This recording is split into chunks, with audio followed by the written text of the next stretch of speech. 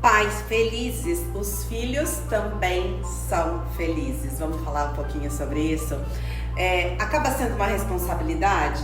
Normalmente quando você escolhe teu parceiro, você se une com ele, você escolhe ter um filho ou filhos, né? E na verdade, nesse decorrer, vocês não se entendem como deveriam se entender. E aí a felicidade, né, que poderia estar aí entre vocês, ela pode estar minando um pouquinho. E aí de repente há uma projeção dos pais para esses filhos, né?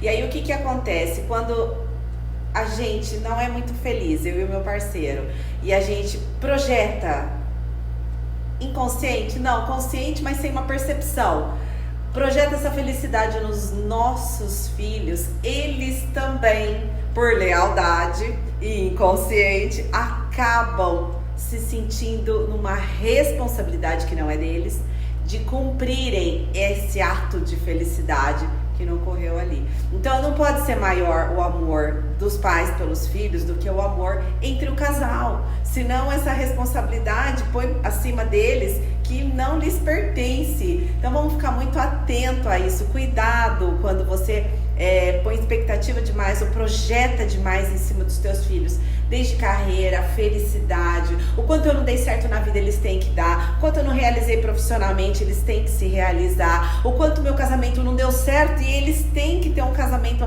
Então eles não têm nada, eles vêm com o livre-arbítrio como você, com uma jornada já às vezes pré-programada para viver aqui na Terra, e de repente sai totalmente fora dos teus parâmetros. E você, como a gente sempre fala, né? Filho não é posse dos pais, a gente não é dono de ninguém, muito menos dos nossos filhos.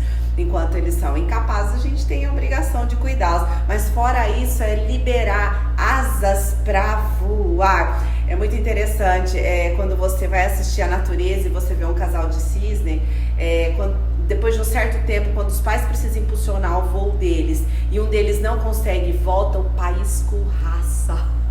É a palavra pesada, mas é verdade, eu choquei quando eu vi. Para esse cisne realmente criar voo e conseguir, ele consegue. Se os outros conseguiram, ele tem que conseguir, e o pai vira as costas e não aceita ele de volta. Isso chama-se preparar para a vida.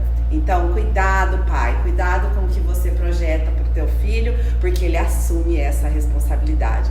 Se vocês passam por uma situação dessa, saiba que eu faço terapia de casal também, vem para uma sessão, para a gente poder alinhar e tornar tudo isso muito mais leve para você e para os seus filhos.